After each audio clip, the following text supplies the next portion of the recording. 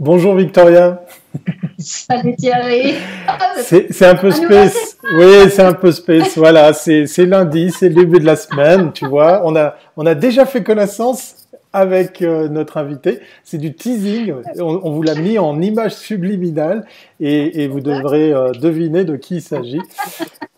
Comment ça va, Victoria? Parce que je te pose la question à toi, parce que moi, il faut pas me la poser aujourd'hui.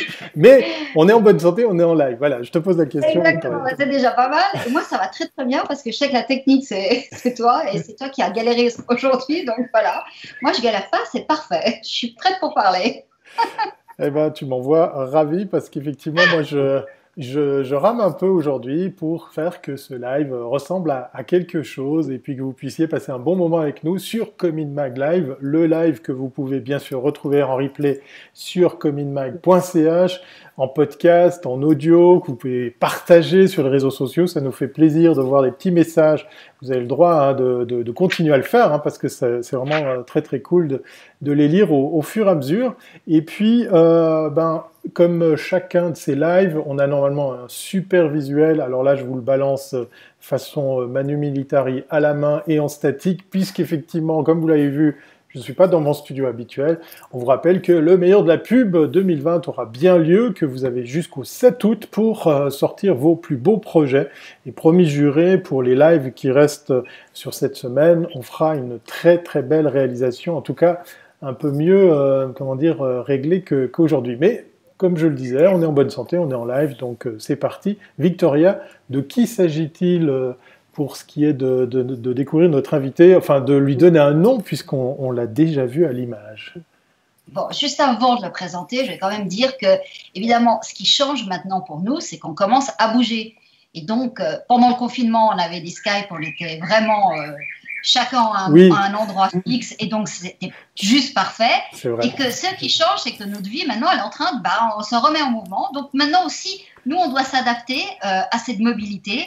Et donc, voilà, laissez-nous encore quelques petits Skype avec quelques petites, voilà, quelques petites modifications jusqu'à ce qu'on trouve le bon setup pour être totalement en campagne.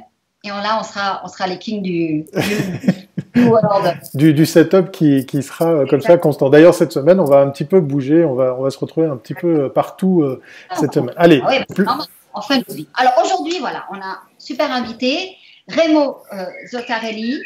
Bonjour Remo, directeur de l'agence Alternative à Genève. Ça fait très plaisir de te recevoir, Remo. Bonjour Victoria, bonjour Thierry. Merci pour l'invitation. Ouais, c'est sympa d'avoir un petit peu des gens de tout. Déjà, tous les cantons, on a fait à peu près tous les cantons. Il reste le Valais encore, Thierry, oui. ton canton chéri. Mais là, on est sur Genève, donc ça me fait d'autant plus plaisir. Et puis Remo, je te connais depuis. On a travaillé, on a fait beaucoup de collaborations ensemble. Et donc, c'est hyper intéressant. Comme pour tous, raconte-nous un petit peu, démarrons par le départ. Comment s'est passée cette période de confinement, de semi-confinement pour ton agence? J'imagine que vous êtes parti en télétravail, racheter la musique pour tout le monde. Vas-y. Ouais, alors comme tu le dis, je pense que ça a été la chose réconfortante à ce moment-là, c'était un petit peu de savoir qu'on était tous dans le même bateau. C'était un petit peu, je l'ai souvent dit, c'était un petit peu, on avait l'impression qu'on nous disait qu'il y avait les Allemands à nos portes, une bombe qui allait exploser, qu'il fallait tout partir et on ne savait pas quand est-ce qu'on allait retourner. Donc c'était un petit peu anxiogène les quelques jours avant. On ne savait pas combien de temps ça allait durer. Il faut être honnête aussi, les employés étaient un petit peu dans l'incertitude. On l'a bien ressenti, donc on essayait de les rassurer. En tout cas, nous, de notre côté, on avait une vision sur 3 mois avec entre les liquidités puis les quelques mandats à finir. Donc on était bon. Maintenant, c'est clair, si ça durait 6 mois, on n'avait aucune idée. Donc c'était déjà le réconforter. Donc les 2 premières semaines difficile. Il a fallu apprendre à télétravailler. En plus, on avait un pitch à ce moment-là qu'on a dû faire en télétravail. C'était notre premier télé-pitch, on va dire. Et puis, donc les 2 premières semaines difficiles entre comme l'organisation, réussir à faire que tout le monde puisse accéder, les nouvelles technologies et surtout, les clients avaient disparu. C'est-à-dire que c'est là où c'était difficile, c'est que nous on envoyait des mails, des choses, mais il n'y avait personne de l'autre côté parce que eux aussi se réorganisaient. Ah, c'est clair. Alors là, tout le monde a vécu ça. Hein. Voilà. Et puis après, le mois d'avril, effectivement, donc est racheté pour tout le monde, sauf moi et mon collègue. On a continué à travailler avec tous les mandats qui arrivaient. Il y avait quand même des petites choses, ça bougeait. Beaucoup de choses étaient mises en stand-by, mais ça continuait à bouger, des demandes de devis, des choses. Donc c'était important en tout cas que les dirigeants soient là parce qu'on sentait quand même qu'il y avait ce contact qui se faisait et qui était très important, surtout en vue de la reprise. Donc pendant un mois, c'était un petit peu à faire toutes les tâches. Et puis, depuis mai, ça a repris gentiment. Il y a des gens qui ont pu recommencer à travailler en télétravail. Et puis là, depuis le début de la semaine passée, on a quasiment réintégré tout le monde. Donc c'est bien reparti. Alors justement, Coming Mag Live, c'est l'occasion, on le voit et vous êtes nombreux à nous faire signe, à nous le signaler, c'est l'occasion de faire connaissance avec les agences. On va peut-être, avant de continuer sur le débat de cette crise du Covid, faire un petit peu plus ample connaissance avec ton agence. En quelques mots, si tu avais l'occasion de la présenter, quel type de client, à quel type de client elle s'adresse, quel type de prestations et de services tu leur proposes? Alors, on est une agence 360 dans le sens qu'il y a du conseil, il y a de la stratégie, il y a ensuite la réalisation de tous les supports de communication, tous les outils de communication. Le profil de nos clients, il est très varié et ça, c'est une force et ça, j'ai toujours défendu, c'est de pas être déjà pas monoclient, mais en plus pas le même type de client. Donc, on a des institutions, des écoles de musique, on a des banques. On a des écoles, on a des musées. Donc on essaie vraiment de diversifier aussi pour nous nourrir aussi l'atelier. Voilà, la diversité c'est important et aussi pour pas être perçu, parce qu'on est vite perçu comme étant une agence qui fait de la banque, qui fait de la montre, ou qui fait différentes choses. Donc voilà, on essaie d'être le plus global possible. Et puis dans la spécificité de l'agence, on est une petite agence et c'est important pour nous parce que la relation avec le client, la relation directe avec le client est fondamentale. On attache énormément d'importance à la qualité du travail, quel que soit le support, parce qu'à la fin c'est que du support, hein, le film, l'affiche, la brochure, ce sont que des supports, mais ça c'est très important pour nous. Et donc on a des clients Genevois et à Lausanne. On n'est pas l'agence internationale parce que, comme je vous le dis, et c'est ce qui a été difficile pourtant pendant cette période, c'était le fait de ne pas voir les clients, de ne pas avoir ces séances où on échange, on est très à l'écoute de leurs inputs parce que nous, on a notre expertise de communication, mais eux connaissent mieux leur domaine d'activité, leurs clients, et donc c'est très important d'avoir cette relation de confiance. Qu'est-ce que cette période t'a appris dans l'agence avec tes collaborateurs, ta façon de travailler? Qu'est-ce qui en restera? En tout cas, je tiens à remercier déjà tous les collaborateurs parce qu'ils ont été très réactifs, très disponibles. C'était pas facile, vraiment. À un moment, on les appelle parce que voilà, ça tombait très vite et on avait besoin d'eux très rapidement. Donc, ils n'avaient pas tellement la possibilité de faire d'autres choses. Ils devaient être disponibles sans l'être. Donc, de ce côté-là, je les remercie. Donc, une très grande réactivité, ce qui a toujours été la marque, en tout cas, de l'agence. Comme je vous dis, une petite structure, ça a des inconvénients, mais ça a des grands avantages. C'est la réactivité. Et qu'on peut faire beaucoup de choses en télétravail, mais les séances sont quand même plus efficaces quand on est là en phase de créa. On échange, on pose sur la table, on se voit, on se touche, enfin, on comprend mieux. Ouais, ça a été, c'est récurrent dans tous les lives. Ça, tout le monde l'a dit. Ce qui a été le plus dur pour tout le monde, ça a été de préparer un pitch en télétravail, puis aussi de pitcher sans être avec le client, en face du client. Tu n'as pas le body language qui te permet de rebondir, Voilà, alors, pardon, sur le premier pitch, c'était présentation PowerPoint avec enregistrement. Oh mon Dieu. Waouh! Wow. Ah ouais, ça on nous l'avait pas. On l'a gagné. Et okay. Puis, pire encore, si vous avez une anecdote, présentation, on avait présenté toute une identité graphique. Donc, vous savez, comme c'est difficile de faire changer d'identité graphique à une entreprise. Là, c'est une grosse institution. On présente à la communication, ils ont beaucoup aimé et tout. Ils me disent, vous allez présenter aux membres de la direction en vidéoconférence. J'ai fait écouter, je crois que c'est pas une bonne idée. Là, on risque, ça fait 4 mois qu'on est en train de travailler, on risque d'aller droit au mur parce que, voilà, on peut mal interpréter. Quelqu'un qui dit j'aime ci, j'aime pas ça, ça peut vite partir en. Et on fait, donc je présente pendant 20 minutes la piste 1.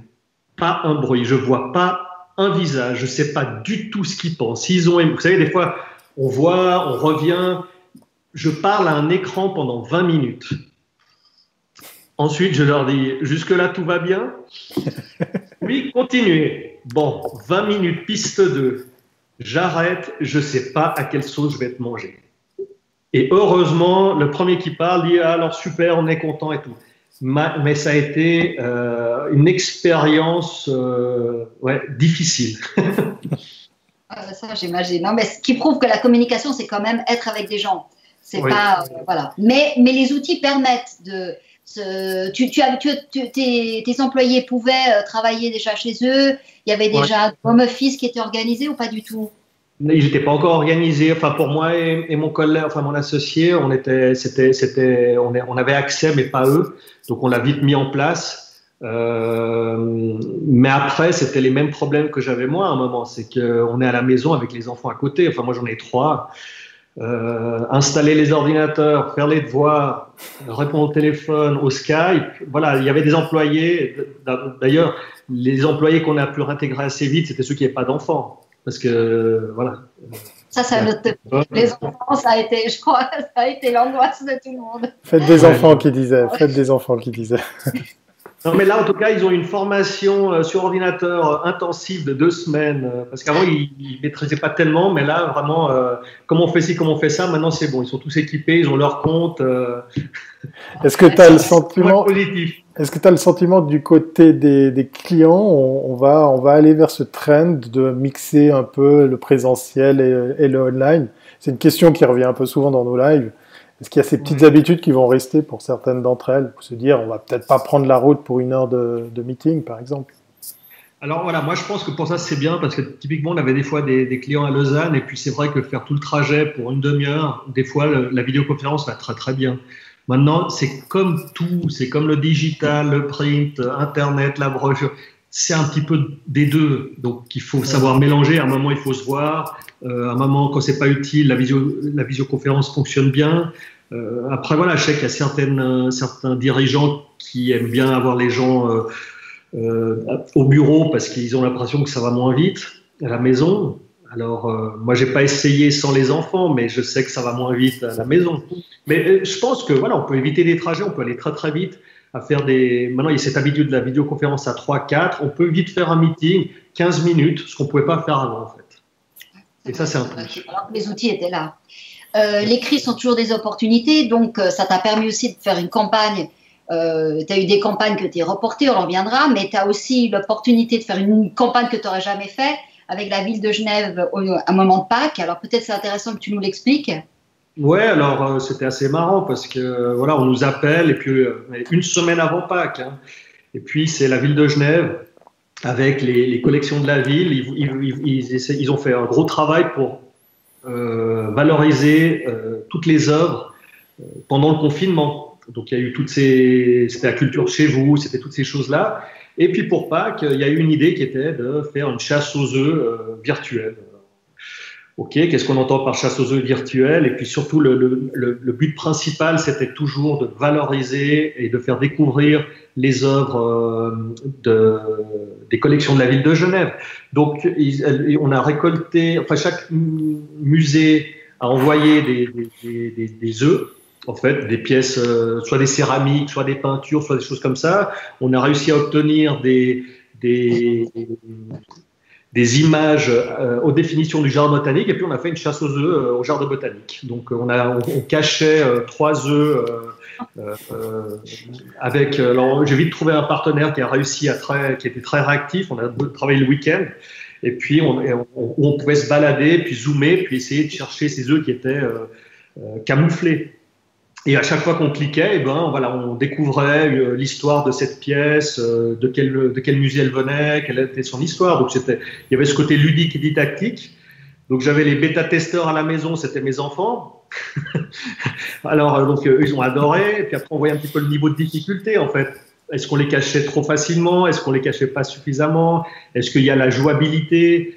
Et donc, on a réussi en moins d'une semaine à sortir ce jeu qui avait bien marché, qui était une autre manière. C'était la manière du Covid virus de faire la chasse aux œufs. Bah, c'est aussi un autre truc, c'est que les enfants ont enfin découvert quel était le métier de leurs parents pour beaucoup. C'est pas mal.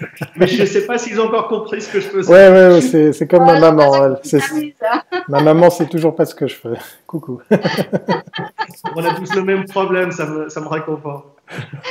Donc, par rapport à tes autres clients, est-ce que tu as dû reporter des campagnes? Tu avais des campagnes, je dirais B2C qui étaient organisées, qui étaient programmées pour le premier semestre. Est-ce que tu as pu les reporter? Comment est-ce que tu as pu gérer cette problématique?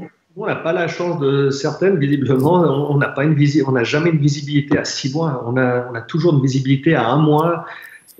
3 semaines, donc tout arrive très rapidement, donc il faut être réactif. Donc on avait 2 campagnes qui étaient prévues, qui sont sorties juste avant. Donc le plus gros dommage, on va dire, c'était pour eux, parce qu'il y a eu un affichage qui n'a pas vraiment été vu. Il y avait les portes ouvertes qui ont été lancées à ce moment-là et qui ont été annulées 2 semaines après pour le conservatoire de musique. Donc nous on a eu des mandats qui ont été reportés parce que tout le monde était en état de crise, parce que les gens n'étaient pas là, mais on n'a pas eu d'annulation de campagne. Mais comme tu le dis, puis après on a eu à l'inverse une autre demande pour faire des campagnes entre deux, du fait que les gens étaient encore confinés, toujours pour valoriser les œuvres de la ville. Mais ça s'est tombé à l'eau parce que 2 jours après, le Conseil fédéral a dit que les musées allaient rouvrir plus tôt. Donc voilà. Si notre métier a toujours été au jour le jour, là, il était encore plus, quoi. On a le sentiment avec cette crise que beaucoup se sont rués sur le digital, un peu comme le support évident. Hein. J'aime bien quand toi tu parles de support comme l'est le print, l'image en ligne, le web, etc.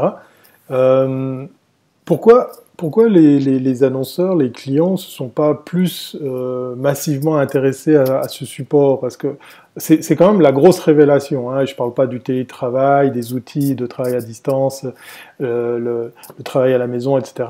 Mais le numérique a tout d'un coup, ok, ça y est, c'est sérieux, on peut faire des belles choses à l'image de cette campagne où il faut chercher des œufs dans un décor en ligne.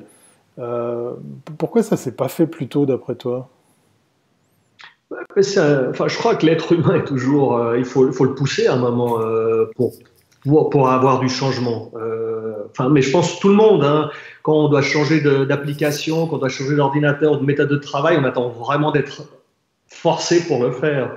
Donc je pense que ça c'est une part des choses. À nouveau, s'ils avaient pu organiser une chasse aux œufs dans le jardin botanique en vrai, ça aurait peut-être été mieux. Donc mais là il n'y avait pas la possibilité. Ensuite, ou faire les deux. Pardon, ou faire les deux. Faire les deux. Exactement. La complémentarité. Exactement. Là, je parle et même de les faire interagir. Ouais, je parle du numérique, du support numérique comme un nice to have, mais en fait qui est une vraie plus-value qui peut aussi permettre de booster, je sais pas, le capital sympathie pour ouvrir encore plus l'expérience à un maximum de gens. Voilà. Alors, je suis complètement de ton avis. Et une autre chose qui a fait que le digital a boosté en cette période, c'est que c'était là où les gens étaient. Les sites d'actualité en ligne ont eu des fréquentations maximales. Enfin, on n'allait pas se creuser la tête à faire une belle affiche, il n'y avait personne dans la rue. Par contre, toutes les agences se sont réinventées pour trouver des choses là-dessus parce que c'est là où il fallait être. Et puis, ça fait que les choses ont évolué dans ce sens-là. Bon, puis après aussi, je veux dire, si on avait été en temps normal, peut-être qu'avoir plein de gens qui viennent dans un lieu, ça donne un KPI qui est peut-être plus fort et plus tangible pour une administration que d'avoir des vues. Après, tout dépend comment tu estimes la réussite d'une campagne, tu vois. Et très souvent, on a un peu ce problème. où est le curseur, tu vois, et qui décide, et qu'est-ce qu'on attend comme réussite? Parce que on voit très bien, on fait souvent des opérations, mais dans le fond, on n'attend pas forcément un résultat on te donne pas un objectif de résultat. Donc, aussi, tu dois passer par 50 personnes qui doivent donner leur accord. C'est très complexe, hein. Je veux dire, c'est pas qu'on a un seul mandant et puis on arrive et on dit tu dois vendre ton truc. Donc, très souvent, quand c'est des campagnes d'image, eh ben, c'est beaucoup plus énigmatique et donc, après, tout dépend de qui te la commande. Et typiquement aussi, pour revenir sur le conservatoire de musique, ils ont dû annuler les portes ouvertes, mais c'est la période des inscriptions maintenant.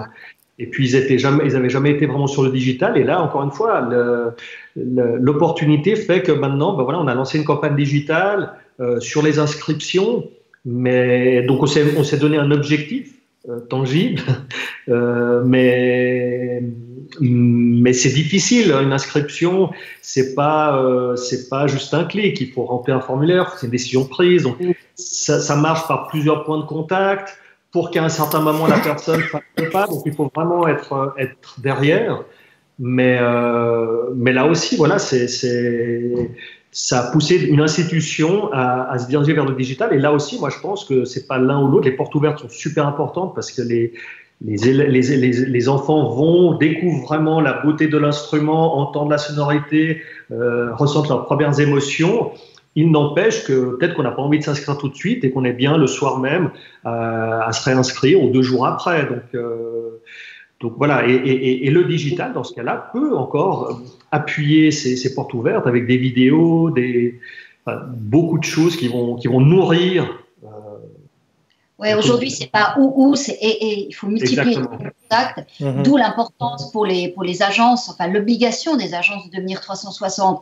Toi, tu as vécu l'évolution de ce métier, Rémo, et aujourd'hui, le digital, c'est même plus un thème. C'est de toute façon, vous pouvez offrir aujourd'hui du digital. Mais la réflexion, elle revient à la stratégie. Et c'est pour ça que je trouve que on remet la stratégie au centre de toute la problématique. Voilà, le message, l'objectif, qu'est-ce qu'on veut dire, qu'est-ce qu'on veut faire, quel est l'objectif de communiquer, quel est notre problème. Et nous, on a souvent été perçus comme une agence traditionnelle, print. Et moi, je leur dis toujours que, c'est une finalité. D'abord, c'est une réflexion. Qu'est-ce qu'on fait? Et ensuite, si on met la même attention, alors c'est vrai on a fait beaucoup de beaux ouvrages, des livres d'art, des beaux rapports d'activité. Enfin, c'était vraiment. Mais maintenant, voilà, depuis 2 ans, on se redirige à comprendre, comme on comprend le langage et la technique du print, on comprend le langage et tout ce qu'on peut faire en digital pour l'exploiter au mieux, pour justement avoir un discours, une manière de faire dans un support et une autre manière de faire et l'utiliser pour une autre chose. C'est pas simplement décliner. Et si on met la même attention qu'on met pour une brochure, un site internet, une campagne, un visuel, on le mettra partout. Voilà.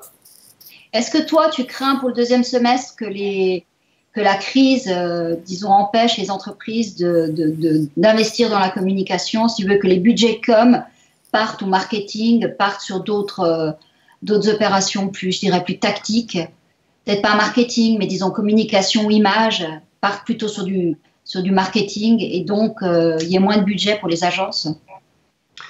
Alors, je vais faire un petit peu comme on a fait ces 2 derniers mois, c'est que j'ai arrêté de me poser la question de comment ça allait être parce que de toute façon, ça va pas être comme je le pense. Donc, on va vraiment voir au jour le jour. Parce que on a des grosses surprises en fait. On pense que il y aura moins d'argent pour la communication et en fin de compte, ils voient que ça baisse un petit peu et qu'ils ont l'importance de communiquer, qu'il y a des opportunités parfois. Et certains de nos clients, on va dire, bénéficient de ce Covid. On travaille aussi pour l'IMAD et puis voilà, ils ont dû communiquer là-dessus. On travaille pour les HUG aussi. Donc à un moment, il y a de la communication qui se fait là-dessus. Donc parfois ce que je perds d'un côté, je vais peut-être le gagner de l'autre. Donc je pense qu'en septembre, on va quand même avoir des répercussions économiques. Moi, ce qui m'avait fait peur au début de la crise, c'était pas tellement les 3 mois. On parlait de 3 mois. C'était de se dire qu'après les 3 mois, on arrivait sur juillet-août. Ouais. Et c'est pas les mois les plus. Ouais. Donc c'était ça un petit peu. C'était de me dire ok, les 3 mois plus 2. Et je pense que voilà, certaines petites entreprises ou comme ça rouvrent maintenant, voient que ça fonctionne pas forcément parce que voilà, on rouvre, il y a pas l'activité qu'on veut et que ces répercussions-là, on va les sentir à la fin de l'été. On peut peut-être espérer que cet été sera peut-être plus productif, moins vacancier, parce qu'effectivement, voilà, on est un petit peu limité. On l'a vu, les frontières s'ouvrent à nouveau, mais on va pas pouvoir peut-être voyager au bout du monde, ce qui est peut-être évident. Et donc peut-être au niveau de l'activité économique, peut-être pas trop encaisser ce trou, cette pause, la mettre à contribution peut-être.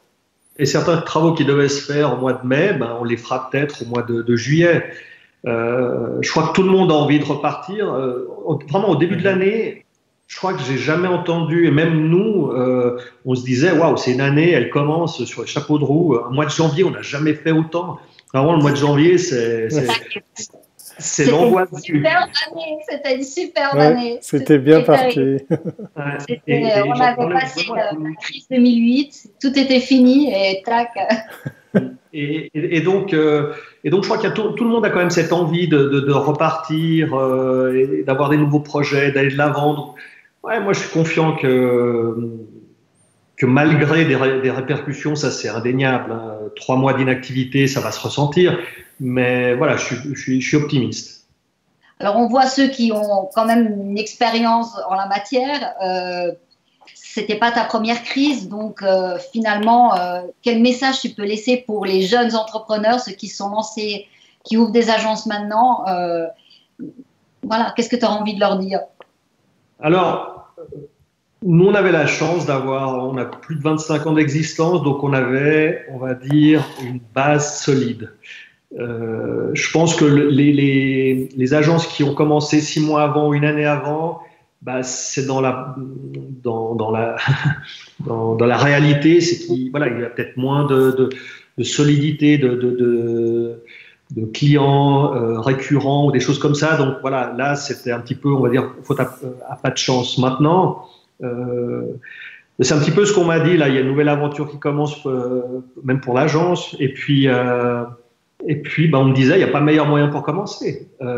On a pu commencer plus calmement. J'ai dit, non, il n'y a jamais de moment calme. Il y a toujours un client qui va venir, qui va nous dire, écoutez, voilà, changement de la direction de la communication. Et puis tout le bon travail qu'on a fait pendant 6 ans, il part en fumée parce que voilà,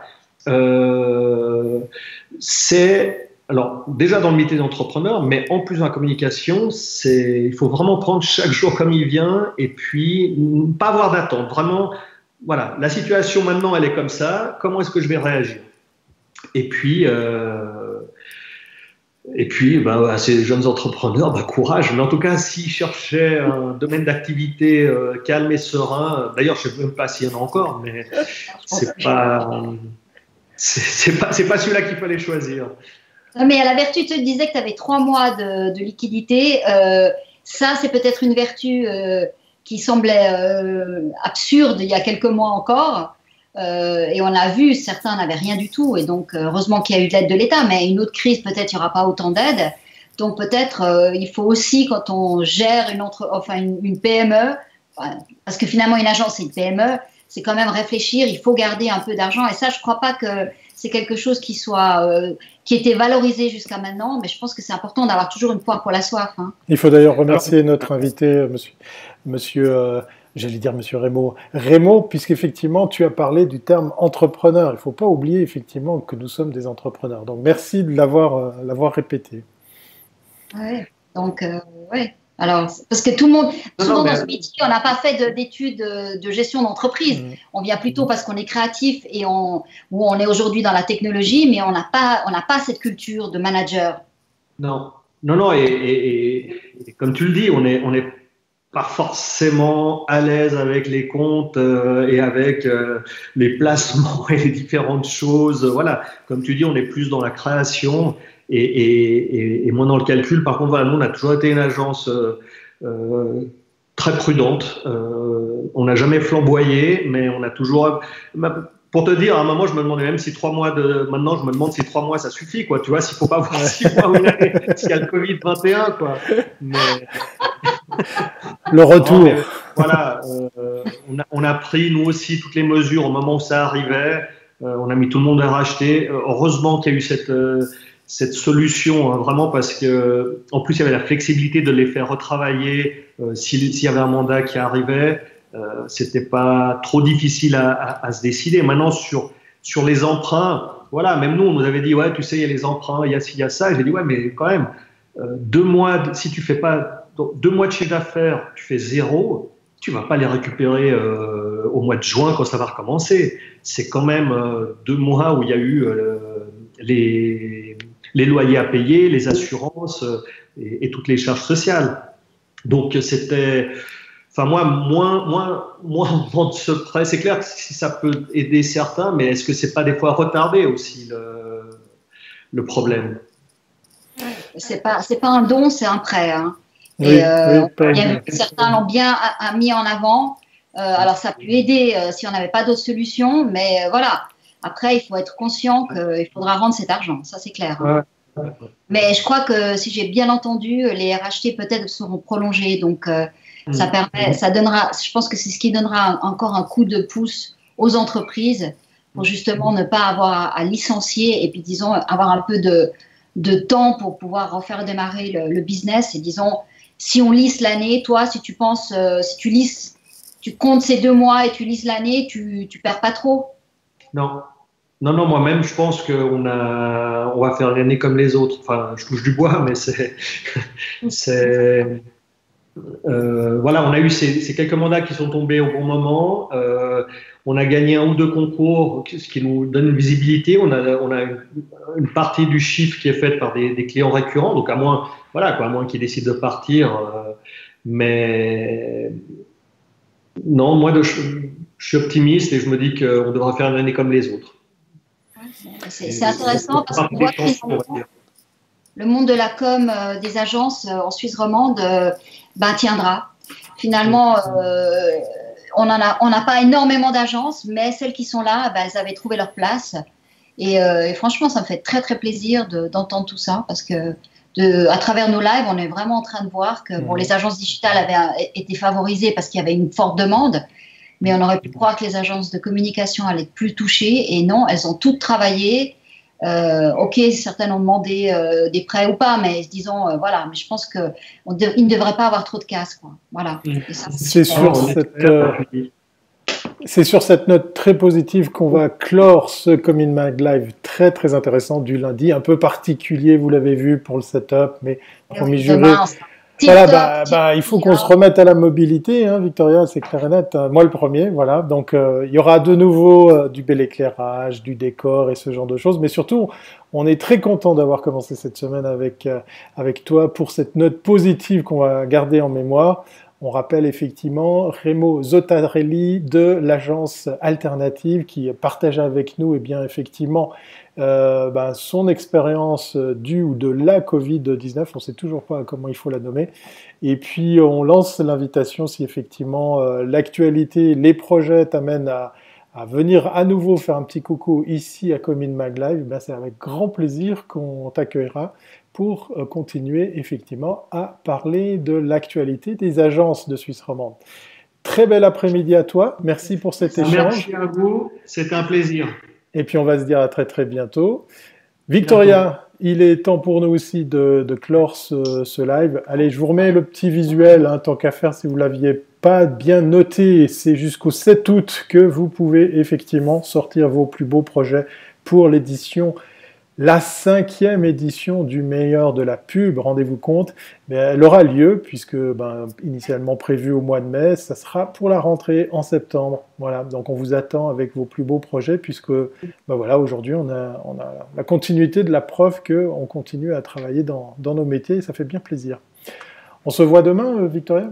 Un petit teasing pour demain, un publicitaire qui a changé de modèle. Ah, intéressant. Ça, c'est du teasing.